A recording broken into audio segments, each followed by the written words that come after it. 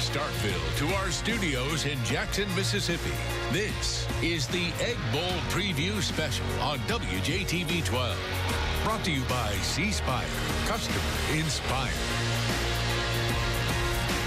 All right, welcome to Starkville, everyone. Happy Thanksgiving. Thanks for watching. I'm TJ Wary with Tyler Griever. We're here for the next hour to get you set for the 90th version of the Battle for the Golden Egg. Yeah, this is TJ. This is the 29th time these two have met on Thanksgiving. And actually, for you folks who haven't done your research, but we did, this rivalry, the 15th longest in NCAA history. You know what it's tied with is the game, or what is it, the big game, Ohio State and Michigan. That's what they call it. Yeah, it's been a pretty good rivalry, obviously. So we got a good show lined up for you today. We're going to have some former Bulldogs and Rebels from all sorts of different generations of teams to come on and give us an idea of what the rivalry has been like over the years. We also have some guests from McLaren Ledger, Antonio Morales and Will Salmon are going to join us. And, yeah, we have a good show lined up. I think we have a great show lined up. And this rivalry, whenever you talk to anybody from the state, you feel the intensity, the family relationships, everything. So we try to combine a little bit of all that for some of the intensity from the past games and do a little hype video for you to get you ready.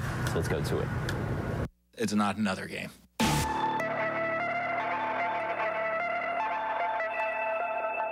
A grudge match.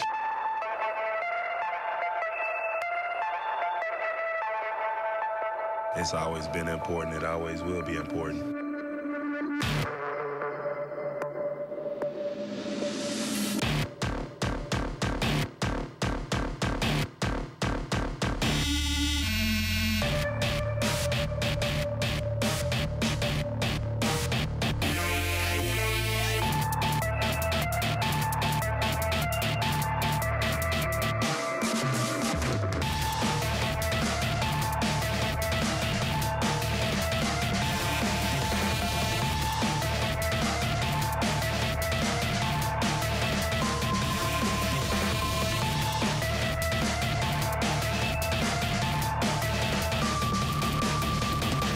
Mississippi's an intense state, always has been. Everybody's trying to one-up everybody. Most of us, you know, grew up down the street from each other. You do grow up with that competitive atmosphere, that competitive edge that you want to beat these guys because it is a clear choice between Ole Miss and Mississippi State.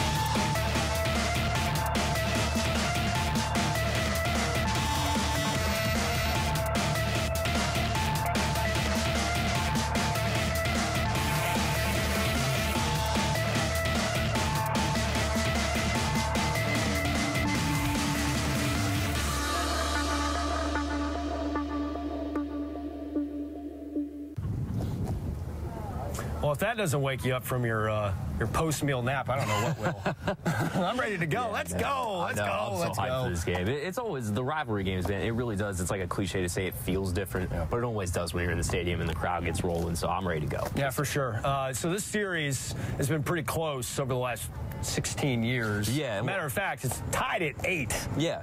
But what's kind of like the converse of that a little bit is that 11 of the 16 games have been decided by double digits. So while each team's getting a piece, they usually get it done by a pretty wide margin. Yeah, for the most part. Yeah, let's take a look back at some of the more recent matchups. We'll start with last year, and that was a pretty wide margin. Yeah, it was. Mississippi State was going into the year. Ole Miss in a free fall, but Mississippi State needed a win to become bowl eligible due to good grades, and the Bulldogs were good students of the game and did their homework on the Rebs. They gashed the Ole Miss defense for 566 total yards, including 457 on the ground. Nick Fitzgerald had 258 of those yards rushing and 2 touchdowns. The Bulldogs won 55-20, went on to the St. Petersburg Bowl.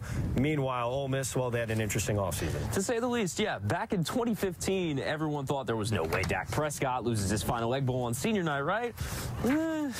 Ole Miss scored the first 21 points of the game and led 28-3 at halftime. They went on to win 38-27. Ole Miss would go on to smoke Oklahoma State in the Sugar Bowl, while the Bulldogs dominated North Carolina State in the Belk Bowl. All right, the previous year, Ole Miss got its revenge against the fourth-ranked Dogs, who were trying to stay in the college football playoff discussion. Things did not go so well. In their last game under defensive coordinator Jeff Collins, MSU gave up 205 yards of rushing, including a 91-yard touchdown run by Jalen Walton and an 83-yard completion to Evan Ingram. Ole Miss won 31-17.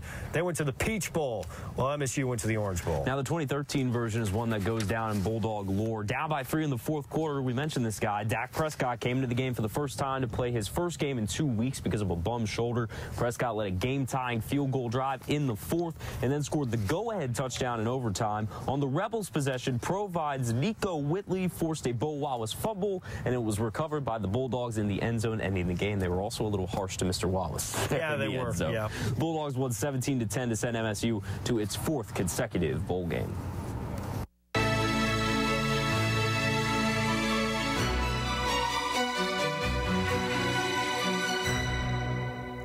The times we won, there was never a question who was the better football team. The times they won, little question. Most of us were recruited by both schools. There's a lot of competition even amongst families. Probably more of my family is Mississippi State folks than there are Ole Miss people now. Being able to go to Christmas that year and meet all of my family and not have to hang my head when I walked in the door was pretty special. When I went up to Ole Miss, it was kind of like, when I went to visit, I just didn't like the vibe as much as I did. You know, I'm a country boy to the heart, and I just didn't feel that in Oxford. It's just the environment up there, you know, and people that know Oxford, they know what I'm talking about. I hate the Cowbells with a passion. It's the most annoying thing on earth. A lot of us weren't too fond of Jackie Sherrill. So that provided some incentive and some motivation as well. Yes, everybody seems so friendly, and then they talk about the game, and they still seem kind of friendly, like they're saying, like, bad things with smiles. Yeah. I just enjoy those conversations. We got more of those coming up later in the show, but I love hearing those things because it's just smack talk with, even though you're not in the game anymore. Yeah, and some of those guys, as you heard, I mean, they're from Mississippi. Those guys grew up in this rivalry and got to play in it. So, I mean, if you want to talk to somebody about how it really is, there's not really a better source to do it than the guys who played. Yeah, for sure. I mean, there's always, like, discussion among rivals. Even families, you know, there's ham over turkey. Yeah, I like that. I'll take turkey. Yeah, me too. Stuffing over dressing? I call it stuffing. Stuff. That's not popular in this area. No, it's not. We're actually probably people we turn off the channel, turn off the TV now. As we're saying. But anyway, you know, it's just this kind of things. You know, just get just family bickering. But whatever you bicker over, I don't think it's going to match quite the vitriol or intensity of this rivalry, which has become one of the most intense in all of college football. Yeah, this is the 114th meeting tonight. And has dealt with a lot less off the field this year. Obviously, Ole Miss had its NCAA investigation looming as the Rebels await a final ruling. In addition, the program is deciding whether to stay with Matt Luke or hire a new coach. The Rebels also had to deal with losing their star quarterback, Shea Patterson, for the season. So despite all of this, Bulldogs head coach Sam Mullen believes Mr. Luke has done a good job of keeping his team focused. It doesn't seem like they're a team that's distracted by all the different issues surrounding their program right now. You know, and obviously that's not an easy situation to be in as a coach with a lot of uncertainty. But from what I've seen, it really hasn't been a distraction for them. I mean, they've gone out, their guys play hard every week without knowing any ins and outs of actually what's going on day to day within their program. It seems like he's doing a pretty good job handling the situation. Well, Luke mentioned he's 41 earlier this week, so this really is 41st Egg Bowl considering he's a lifetime Rebel. Yeah, he's really a Rebel legacy to the core, you know? He is. Well, he's coming into his 41st Egg Bowl, but he's going to be doing something that the Rebels had to do last year, and they're coming in with a quarterback playing in his first Egg Bowl, even though he wasn't the quarterback to start the year. Yeah, I think last year, you know, we kind of expected these were the two new faces of the program, Nick Fitzgerald and Shea Patterson, but now with Shea down, a new face steps in for Ole Miss, and he's looked pretty good. You know, Jordan Thomas was trying to carry a pretty hot start into tonight's Thanksgiving game. In just 4 starts, he's thrown for more than 1,400 yards. rivalry might be a bit of a culture shock, too, for him. He's from Hawaii. He played JUCO ball in New Mexico. But Tamu says he's been brought up to speed on the intensity. Meanwhile, Dan Mullen believes Tamu brings the same threat as Patterson. Jordan really can do the same things for him. You know, I mean, he throws the ball, understands their offense, makes the reads, but is also very dangerous. That he can beat you not just with quarterback runs, but the ones that are more dangerous are the extending of plays and scrambling. When I first got here, everyone was just every time I walked past it, like beat state, and I knew that was a huge thing for our fans and our coaches and just everybody here in Mississippi. So I'm super excited to play them this week. Tamu was rushed for 173 yards and 4 touchdowns in 4 starts, TJ. Well, the Rebels are going to be going up against the master of the quarterback run game, and that's probably the most important matchup tonight. Ole Miss ranking in the bottom 15 nationally in yards allowed per carry, while Mississippi State gains the 23rd most per carry. However, the Rebels are coming off one of their best run-stopping performances of the year, holding Texas A&M to under 3 yards per attempt. Breland Speaks sees Nick Fitzgerald as the first thing to focus on stopping, while Matt Luke recognizes his unit has a large task on its hands. They do a great job of running the football, and that's something that we've struggled with. And so I think we have our work cut out going there and stopping the run and forcing them to throw it. The quarterback, Fitzgerald, is an outstanding runner. He's going to get his yards. He's going to fall for it for about 5-6 yards. He's just hard to stop. Fitzgerald averaged a whopping 18 yards per carry in last year's Egg Bowl. Yeah, that's going to get the job done. And those stats that we mentioned right there are probably a big reason Mississippi State is the favorite in the 90th battle for the Golden Egg. MSU has won 3 of the last 5 in this series, including last year, which was the biggest win in the series since 1916. But in positive trends for the Rebels, the road team has won the last 2 meetings. And no matter who you talk to on each side, everyone knows how much this game means, especially the players from Mississippi. One coach is from the state in Matt Luke, and the other in Dan Mullen has emphasized this rivalry since he got to Starkville. It's not another game. You know, rivalry games are just not. And so I don't even have to bring it up. I mean, they know. If you're a coach at Ole Miss, there's always pressure to win this game no matter what. It's always one of the biggest games of the season, and you have to treat it that way. And me being from Mississippi, I know that more than anybody. As a child, people been telling me, you go to Mississippi State, you got to be Ole Miss. I mean, they tell you the rivalry from the back. Once I came here, I knew what I was getting into. It's always been important. It always will be important. It's everything everybody talks about. It's the Egg Bowl, one side versus the other, just a grudge match. Ole Miss leads the Egg Bowl series 57-27-5. And no, that is not the all-time series, just the battle for the Golden Egg. All right, some injury news going into today's game. Dan Mullen says wide receiver Donald Gray is out for the rest of the season after having hernia surgery. He's missed the last 3 games. Gray is one of the team's 2 seniors in the receiver group. The other is Gabe Miles, who's missed the last 4 games, and Mullen hopes to have him back this week. He leads the Bulldogs to 24 receptions and is tied for the lead in receiving touchdowns with 3 on the team. All right, coming up after the break, it's Into the Film Room with Jake Wimberly at ESPN 105.9 The Zone. We discuss Mississippi State's win over Arkansas when we come back.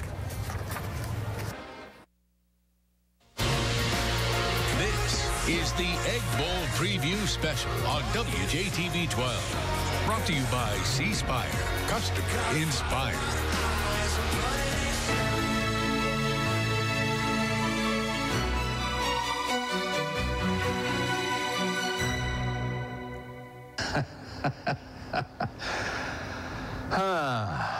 With the ball squarely in the middle of the field, State needs a chip shot to win the game. That was the most unbelievable thing I'd ever seen, and you'll probably never see it again. You may.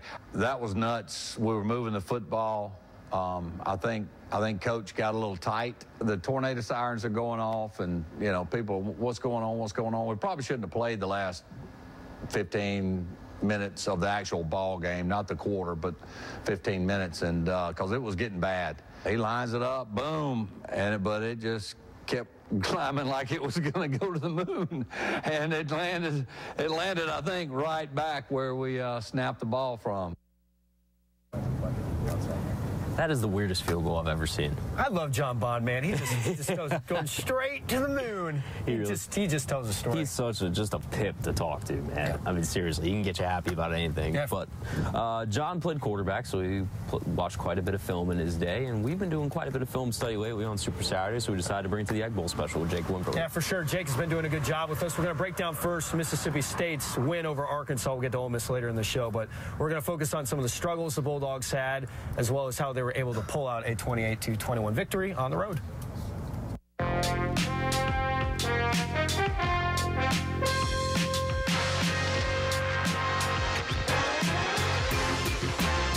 As you go into this game, you're looking at Mississippi State and that start against Arkansas. You didn't like how the Bulldogs started that game against Arkansas. Why? I just felt like Mississippi State got out of rhythm from the door. And, you know, I felt like Dan Mullen, you know, we talked about the last 5 minutes of that Alabama game and how the play calling was not good.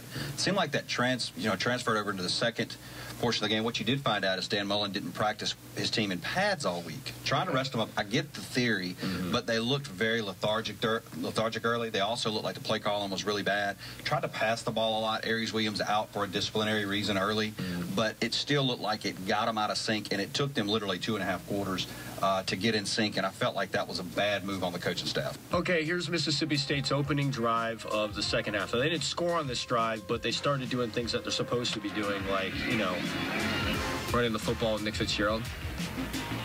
And that's about as good as it gets. And you figure the way Ole Miss has not been able to stop the run this year, that this play should be in high demand, high frequency today against the Rebels? Yeah, Mississippi State, when they decide to do this, they do a really good job. They run a bubble from the wide receiver to pull a linebacker out. They run the play action, RPO, that's the buzzword this year, and then get Nick Fitzgerald out in space. And he's as good as any quarterback in the country. Once he gets in space right here, one-on-one matchup, makes a linebacker miss, gets into the second level. And, I mean, again, Mullins talked about it, deceptive speed he has. He's so big, but he just runs away from defenders. All right, let's go to the fourth quarter now. Bulldogs down a touchdown. And Fitzgerald, I've said this a few times, I think he's underrated as a passer, mainly because of the issues they have with the receivers sometimes. But that was a pretty good throw here. Had plenty of time to pass, too, to get Reggie Todd wide open.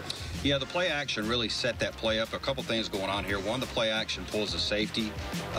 Really, they're not really running safety. They run a safety high, kind of spying.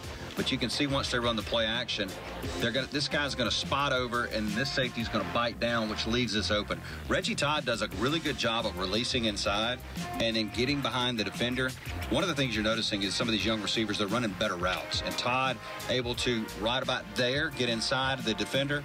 And then once he gets inside the defender, he's got the height, and he's got some athleticism and a great throw, like you said, by Fitzgerald to put the ball on the money, so to speak. And that was something we talked about earlier in the year, like the Georgia game and the Auburn game, where they just weren't running good routes. But, I mean, he's got a one-on-one situation out here with a defensive back, and he's got the whole field to work with, and he runs a good route. Look at all that separation there at the end. Yeah, he did a really good job, and you did not, like you said, you did not see that early in the year from Reggie Todd or from some of these young wide receivers. Again, Mullen talks about snaps and game time, and, of course, he's right. It's starting to pay off. Okay, this kind of goes back to my underrated as a passer kind of thing. This is a game winner. That's a pretty stinking good throw right there to win the game. It's a great throw. Arkansas thinking run right here, but Fitzgerald rolling the pocket. And then, of course, you've got to give credit to the wide receiver there for getting some separation. And, of course, getting the inside bead right there. Good job by Todd clearing. Todd probably could have went up a little deeper, but again, a great throw with, you know, a man in his face for Fitzgerald. Again, we talk about his throwing ability, and he takes a lot of heat, rightfully so, but that is a perfectly placed football. 20 seconds left. Kind of what we talked about with the Alabama game. Mullen kind of sat on it in the Alabama game. He decided here we're going to go get the touchdown. I think what you really just want to see out of the Bulldogs today is just run the ball. Yeah, run. They went 457 rushing yards last year against Ole Miss, against a defense that really isn't that much better. Right, so exactly. You figure they're going to be able to have their way, especially considering how well Aries Williams has come along this year as well. And I don't think they played their best game last week by any means. That was also a really weird football game, which is kind of par for the course with Arkansas these days. I mean, you had a punt that bounced off a Bulldog's shoulder, and Arkansas got it and then scored. And then you have later in the game, the Bulldogs force a fumble in the red zone, and the ball goes 30 yards up the field, and Arkansas recovers it. So they didn't play their best last week. It is a short week, but I think they're going to have the advantage up front today. Yeah, and it was just some of those kind of weird things that never happened in a game, like you just mentioned, the punt off the shoulder. That fumble problem, though. Yeah, the fumble. It's like you didn't practice from the Tech game. You got to pick that ball up, you know? But it's weird, it was just some weird things that kind of kept Arkansas in the game and kept Mississippi State from kind of controlling that game instead of having to play from behind. Right, but we've talked a lot about State. We're going to dive into Ole Miss next. After the break, Rebel beat writer Antonio Morales joins the show to break down the Rebels' chances in this one and also what could be happening after tonight. Because remember, this is the last game of the season for Ole Miss, so stay tuned. The Egg Bowl Preview Special on WJTV 12 is sponsored by C Spire. Customer inspired. This is the Egg Bowl Preview Special on WJTV 12. Brought to you by C Spire. Customer inspired. Welcome back into our Egg Bowl special. I'm Tyler Griever, joined by Ole Miss beat writer Antonio Morales. What's up, man? Happy Thanksgiving to you. Happy Thanksgiving to you, too. Did you get any food in you this morning? Not yet. Not yet? Yeah, still waiting. Oh, come on, man. Well, they should have a nice spread at the game at least. Antonio, William Faulkner has said before that if you're going to understand the world, you got to understand a place like Mississippi. And I feel like if you're going to understand a rivalry, you might need to study the Egg Bowl a little bit this year, especially everything that has gone into it with the Rebel Rags lawsuit, with Leo Lewis and Kobe Jones and everything that's transpired. How much of that seeps into this game, and have the players and coaches really even talked about it that much? At Ole Miss, they were asked a lot about it on Monday, and they downplayed it. Yeah. They downplayed pretty much the whole thing. They said, Matt Luke said, any of those allegation stuff, it doesn't matter what's going to happen on the field on Thursday. That's what they say publicly. Privately, I would assume it's something different. But they put on a good face on Monday, and they didn't act like any of that stuff seeped in or they paid attention much to it. But I'm pretty sure privately it's something different. Yeah, I don't know if any rivalry game in the country has quite as much going off the field, even between the fan bases, really. But on the field, if Ole Miss is going to win this game, I believe a 16-point underdog coming in tonight. What are the things you're really watching for? Just the line of scrimmage. In MSU's 3 losses, teams have been able to run the ball well. And Ole Miss is going to need that balance because last week against Texas A&M, the Aggies just kind of pinned their ears back and they just went after Jordan Ta'amu. And that was the first time he'd kind of been pressured all year. You know Todd Grantham's going to bring those aggressive blitzes and that pressure. So I think that's kind of worth watching tonight. And just to see if they can hit on those big plays. MSU's prone to giving up those two just because the defense is so aggressive. Yeah. I think that Ole Miss hasn't proven it consistently that they can hit those big plays against a quality defense, so let's see if they can do it tonight. Yeah, Matt Luke going into tonight, I feel like he's in an interesting spot because if you get this win, an unexpected win, you feel like it would help you in your chances to get that interim title stripped and be the permanent head coach, but it's no secret that the Rebels are currently searching, weighing out candidates. What do you think, if they did win tonight, would that help him really at all, or are they moving on no matter what? I think they're moving on no matter what. I think it'll help his case, but yeah, I just see them opting for change. He was part of Hugh Freeze's staff. I know that's not really fair to Matt Luke, but that tenure just brought a lot of drama. Just severing any ties you can, basically. Yeah. And even if he was still like on the recruiting trail, then he's still part of Hugh Freeze's staff. He'd still have to answer some questions because he was kind of related to not what was going on, but that tenure. Right. I don't think it's a wins-losses thing with Matt. I think if Ross Bjork's on his side, it's going to be the overall season. It wouldn't have as much to do with today as any other game. Yeah. I don't think it'll help him much. I think it'll help him a little bit, but I think overall, I think they're just going to move on. Yeah, I think at this point, for most Ole Miss fans, they just want to kind of move on to another era, maybe with a new name. Matt seems to have some steam going with fans because of his connections to the program, but overall, you can only do so much and try and move on. But we appreciate your time with us today. Have fun, and we'll see you in the press box for the meal. Yeah, it should be pretty good. Stick with us for more of the Egg Bowl Preview Special. We'll be coming back shortly.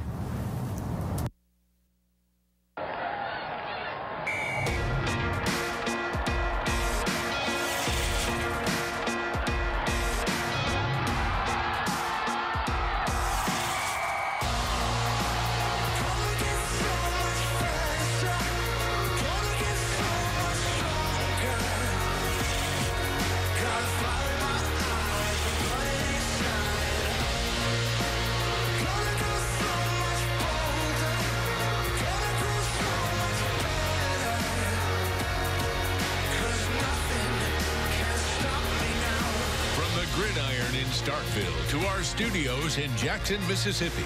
This is the Egg Bowl Preview Special on WJTV 12. Brought to you by C Spire. Customer inspired.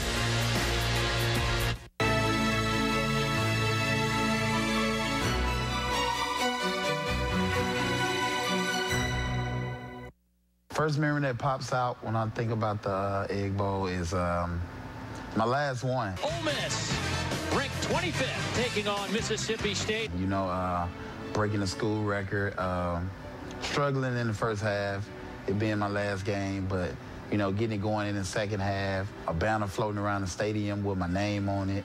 That was cool. My favorite win was the year we returned the punt return. Pegues returned the punt return, and we were struggling that game. We couldn't get nothing done on offense. In the fourth quarter, we started making plays. A couple guys started making plays here and there. It seemed like the whole team just caught fire of it, and we exploded, I think, for 17 straight and ended up winning the game. For the win, it's on the way. It's good. What a turn of events at Starkville, Mississippi. In Starkville, happy Thanksgiving. It's our Egg Bowl preview special. I'm Tyler Griever with TJ Wary. TJ, we moved from one of the most beloved Bulldogs of all time in Bowie Dixon to, well, I guess the beloved Bulldog, really. Yeah, you know, it doesn't get much better than being a mascot, a live mascot. Yeah. I mean, not to say I want to be an animal or anything like that, but just to see the way, you know, he's pampered and catered to and everything. Lauren Fluker is going to show us now what goes into pampering the pup. Before game day, it's grooming day. Once a week, State's top dog gets a bath, and it starts here. Sounds like it. Then he sits through a paw pedicure. And that's what I use on his toes. The bathtub is next, with Bully's mom carefully checking the warmth of the water. Bully's bath is mostly suds and belly rubs. He actually is in heaven. He loves to be rubbed on, and it's like a massage, a wet massage, I guess you could call it. And believe it or not, Bully doesn't like water. But being a clean pup is part of his job. And then we'll rinse him again, and then we do his face. The best thing about it all for his mom. I mean, we live together. We hang out together. Come on, let's get out of the way. We sleep together, but this is just special. It's time spent together. And I know that part of this process is getting him ready for all of his fans. In Starkville. I wasn't ready, Bully. Lauren Fluker, WJTV 12. To build our future, to build the state dominance, and you're leaving here champions. You're leaving here champions. We're never losing to this team again. Well, that video is from 2010 when the Bulldogs ripped off a second straight win over Ole Miss. Those are some famous last words. He's 5-3 right now against Ole Miss, Dan Mullen is, but he still had the upper hand in this. You do get a sense of the seriousness, too, that he gives this rivalry. There's a countdown clock in the Leo Seal Center, too, counting down to the Egg Bowl every single year. It really gives you, in the video, too, just gives you an idea of how seriously Mullen has taken this rivalry ever since he got to Starkville. Yeah, there's this one shot, I want to say it was probably 3 or 4 years ago now. The game was in Oxford, and he's coming out of the locker room, and the guy had the most intense look on his face I've seen any coach ever had as he came out of the tunnel to go into that game. Because, again, they ended up losing, too, which didn't make him that happy. But since then, he's kind of mellowed out. A little bit. Just a little bit. You would think with experience. Right, he would. But, I mean, like, this is a guy who calls Ole Miss a school up north. Yeah. You know, but it seems to be that he's cooling down a bit about that nickname and how he treats this rivalry and how he ribs his rebel rivals. When asked about the topic at his weekly news conference, Mullen says the success of his program is why he doesn't place so much emphasis on the Egg Bowl like he used to. I don't want to belittle it because it's still, I mean, this is the biggest game of the year, right, for us. Within the program, for our fan base. It's still the biggest game of the year. I don't want to downplay it.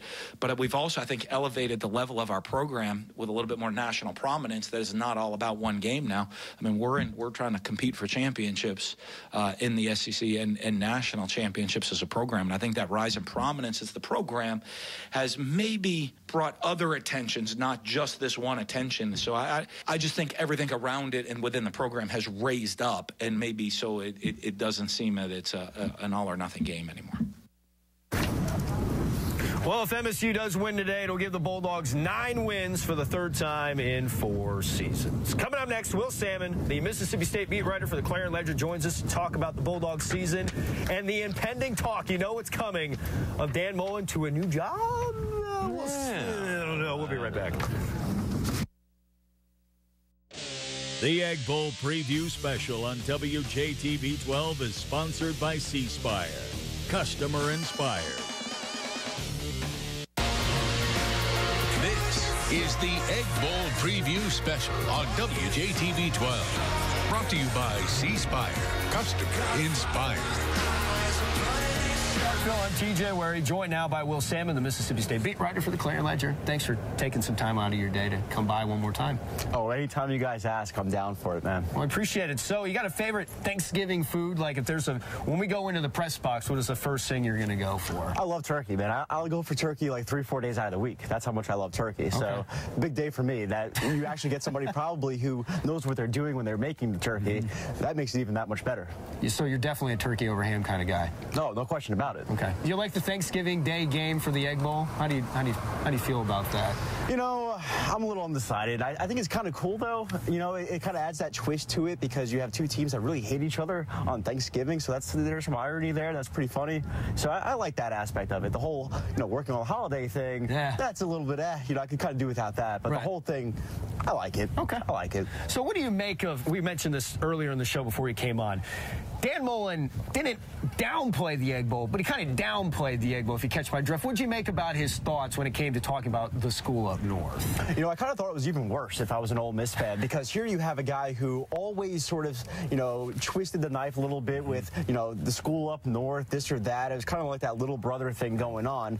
Now all of a sudden you have the little brother getting a little bit bigger than Big Brother, and now they're so big, quote, that, this game, we could it's not that big of a deal, it's a big rivalry, but we have bigger things to worry about these days. We're a ranked team. And it's really funny because you think about where he came from and just the intensity he brought into this game, and now he's just like, it's an interesting transition.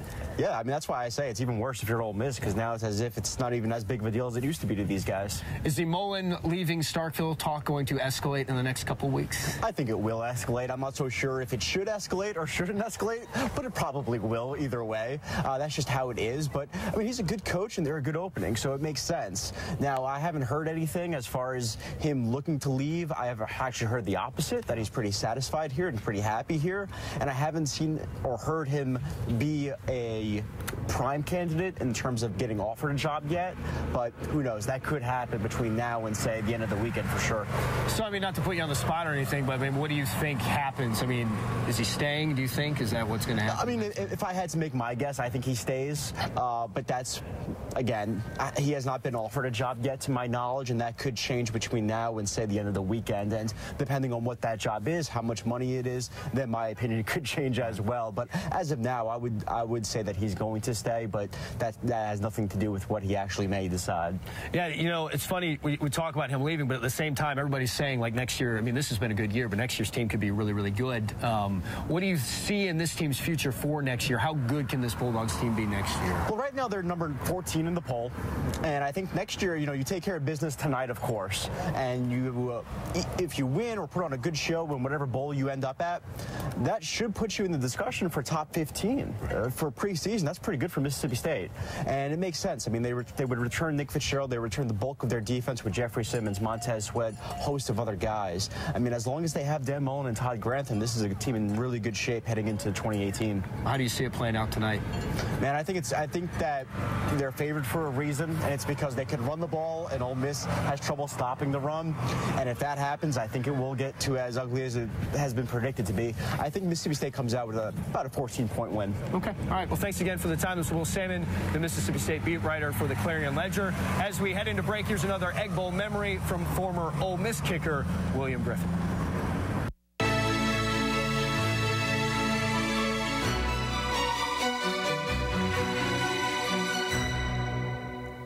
it's always a great atmosphere. And back during those days, of course, they could ring the cowbells throughout the game and at the line of scrimmage, and it was very difficult for guys like Tim Ellis, who was our quarterback, you know, to call the signals and everybody get on the same page. And believe it or not, the players, and back during the time that I played, we had lots of friends that were playing on Mississippi State's team and vice versa.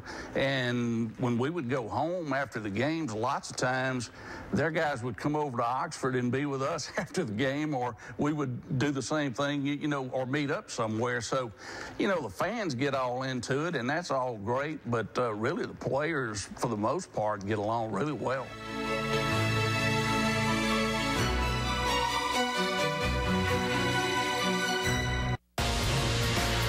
This is the Egg Bowl Preview Special on WJTV 12. Brought to you by C Spire. Customer inspired. Welcome back into our Egg Bowl Special. We're live in Starkville on this beautiful Thanksgiving. I'm Tyler Griever with TJ Wary. It's the final block of the show. Man, time flies when you're having fun. Right? And I'm glad it's kind of coming to a close because the sun has disappeared behind the hump over here, and it's gotten a little bit more chilly. It's a little nippy. It's a little colder. A little preview of what's going to happen tonight. Yeah, we're going to be kind of freezing. I'm not going to lie. Yeah. So, all right, this next segment is going to be our next film room with Jake Wimberly. We're going to look at the Rebels and their loss to Texas A&M. First, what some of the good things they did in that first half, but the second half did not go so well against the Aggies.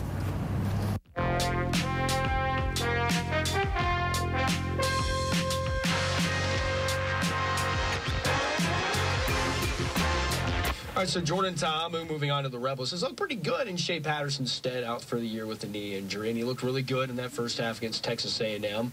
However, the second half, not so good. Just 66 total yards of offense for the Rebels in the second half. What do you think was the difference there between the Rebels in the first and second half against the Aggies? John Chavis using that defensive front for the Aggies, which is a pretty salty bunch, to bring pressure on the quarterback and to bring blitzes and maybe where Ta'amu hasn't seen pressure before. Remember, no disrespect to the opponents before Texas A&M, but Kentucky, UL Lafayette, Arkansas, not your stalwarts of the SEC. So really bringing pressure from different angles and putting pressure in his face. Obviously, we saw the hit that he took, which was an illegal hit. Nonetheless, pressure, stuff he hasn't seen. I think that really caused this Ole Miss offense to sputter. And then also struggling in the running game in the second half, something they were actually successful with in the first half. I love this whole play by the Rebels here with Jordan Wilkins. This goes for 64, but just the blocking to begin with. Yeah, they really pull three people right there, TJ, which is interesting. They pull the backside guard, backside tackle, and a tight end who's doing a fantastic job. So really old counter tray right there with three guys. And then, of course, Jordan Wilkins, you mentioned it. Look, if Jordan Wilkins in that running game can get out and give Ole Miss some breathing room with the running game, it can really open up the passing game. I love that scheme. I love what Phil Longo did with that play. Rod Taylor nearly gave him a concussion when he hit him in the face. Look at this. Dunk. But look, and it's great, too, because the Aggies are bringing all the pressure this way. I don't know if it was a call or what, but they got everyone coming from that direction, leaving this side of the field. They did, and you got some big men, some big hog mollies blocking downfield as well. Especially Rod Taylor. He delivers a huge block right here. Yeah, and I want you to go back one more time. I want you to look. I don't think he gets enough credit, but when you talk about DK Metcalf on the edge at the top, watch him block right there, turns the defender to the sideline, and really springs that play. That's what you want out of your wide receivers when they're not catching passes. The Rebels committed a gajillion penalties in this game. This is a 2nd and 17. But they forgot to tell Ta'amu that. This turns into a touchdown. Good throw. Good move by Mr. Sanders to get open. Yeah, great double move there. Really brings the defensive back out of his shoes right here. Boom, right there. And I'll tell you what, for all that we can say, as far as the disappointment of the season for Ole Miss, when they are throwing catching the football, they're as fun to watch as anybody in the country. They got wide receivers that can run. Sanders, another young guy in this group. And again, a great throw and catch. And, of course, Ta'amu's dad, he's one happy guy, and he should be.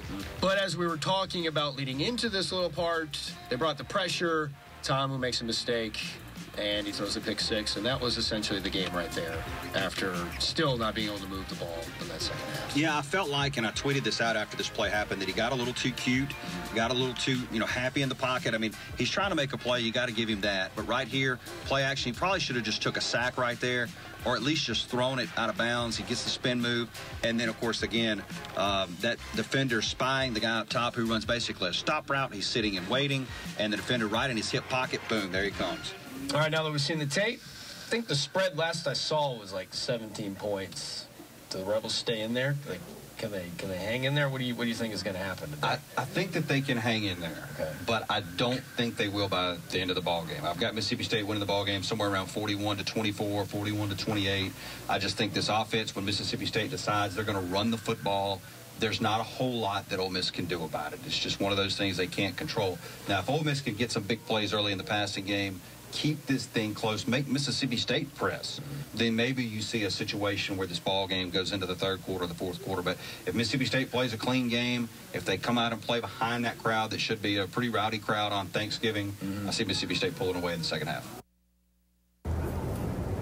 It should be interesting how Mississippi State, A, attacks Jordan Ta'amu, and then B, how Ta'amu handles, say, more pressure like the Aggies brought in that second half. Because he's looked pretty good in Shea Patterson's stead, but the Aggies just made him look uncomfortable in that second half. And like we mentioned, 66 total yards of offense in that second half. Yeah, I think the guy to watch for Ole Miss is the guy really to watch every week is the guy who's from here. He went to high school here, A.J. Brown, Conroe nominee, and I think he's the best football player on the field most days. I mean, the dude is an NFL receiver as like a sophomore, and if you can catch Todd Grantham in a blitz or catch him downfield, I'd watch out for A.J. Brown to hit a slant over the middle and take it to the house, or hit him downfield. He's done that 100 times already this year. I mean, all of them are good. DK Metcalf and DeMarcus Lodge. But, yeah, I think Ole Miss is going to have to try and beat them deep to win this game. I think they're going to have to catch them sleeping a couple times on a blitz or something to really win. Yeah, no doubt. I mean, A.J. Brown had another ankle-breaking touchdown. Oh, my gosh. He's so good. Like, he is so good, and he's such a tough guy to handle if you're an opposing defense. Yeah, speaking of Ole Miss wide receivers, we got one more Egg Bowl memory, and it is from a former Rebel wideout, Mike Espy.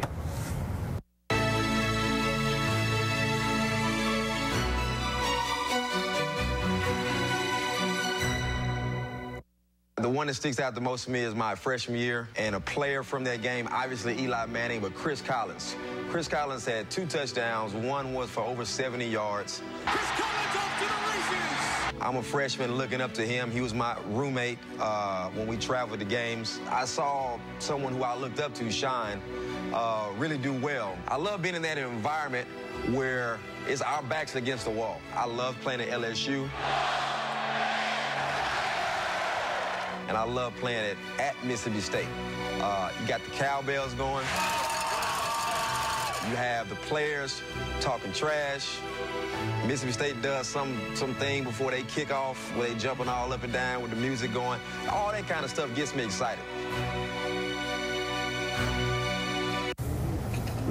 Man, big shout out to all those guys who came into the studio this week and shared their memories. We had a really good time with them, and we got a lot of thanks to pay to a lot of people right now for sure. This show. I mean, we've done, I think this is our 8th preview show this year, and a lot of work goes into it, not from just me and Tyler, but a lot of people behind the scenes. So as we say goodbye to you on this Thanksgiving Day, we're going to show you a little photo montage of other people and the people we work with to help put this whole production together all football season. So for Tyler and for myself, TJ Wary, thank you very much. Happy Thanksgiving, everyone. Enjoy the game.